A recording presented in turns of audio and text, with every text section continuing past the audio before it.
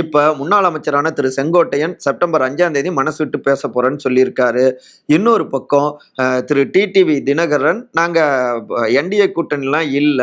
அதாவது டிசம்பர்ல நாங்க முடிவெடுப்போம் கூட்டணி யாரோடு அப்படின்னு ஒரு ஷாக் கொடுத்திருக்காரு.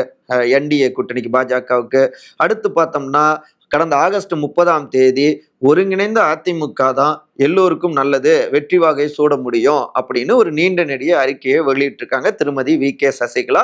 அதை நான் ஆமோதிக்கிறேன், ஆதரிக்கிறேன்னு தெரிவிச்சிருக்காரு முன்னாள் முதலமைச்சரான திரு ஓ பன்னீர்செல்வம். அப்ப எல்லாத்துக்கும் ஒரு கனெக்ஷன் இருக்கு இல்லைங்களா? என்னன்னா, அதிமுக பொதுச் செயலாளர் திரு எடப்பாடிக்கு எல்லோரும் ஒரு லாஸ்ட் செக் இல்ல மெசேஜ் கொடுக்குறாங்க. தனியா இருந்தா எல்லோரையும் சேர்த்துக்கலீன்னா ஆட்சி மாற்றம் ஏற்படாது. சவுத்துல இன்னமும் எங்களுக்கு தான் வாக்கு வங்கி இருக்கு. இல்ல எங்களை புறக்கணிச்சிட்டு தான் நான் போவேன் அப்படின்னா எங்களுக்கு இழப்புகள் ஒன்றும் இல்லை, எந்த பவர்லையும் சமீபமா இல்லை. ஆனா நீங்க எதிர்பார்த்துக்கிட்டு இருக்கிற முதலமைச்சர் நாற்காலியும் கிடைக்காது.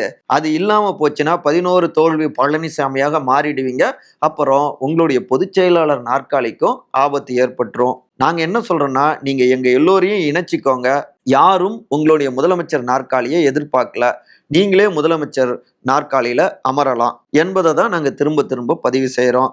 முடியாதுன்னு சொன்னா இழப்பதற்கு எங்களுக்கு எதுவும் இல்லை. அதனால முக்கியமான மாஜிக்கள் அவங்க எல்லோருக்கு எதிராகவும் வலிமையான வேட்பாளர்களை களமிறக்குவோம். குறிப்பா சவுத்துல. அப்ப கடுமையான பரப்புரை மூலமாக வாக்குகள் பிரிஞ்சு தோல்வியை சந்திச்சா நட்டம் உங்களுக்கு தான். இதுதான் எங்களுடைய பிளான் பி, புரிஞ்சுக்கோங்க அப்படின்னு சமாதானத்தையே கொஞ்சம் வார்னிங் டோன்ல வெளிப்படுத்திட்டு இருக்காங்க இந்த மூவர் கூட்டணி அப்படிங்கிறாங்க அவங்களுடைய ஆதரவாளர்கள்.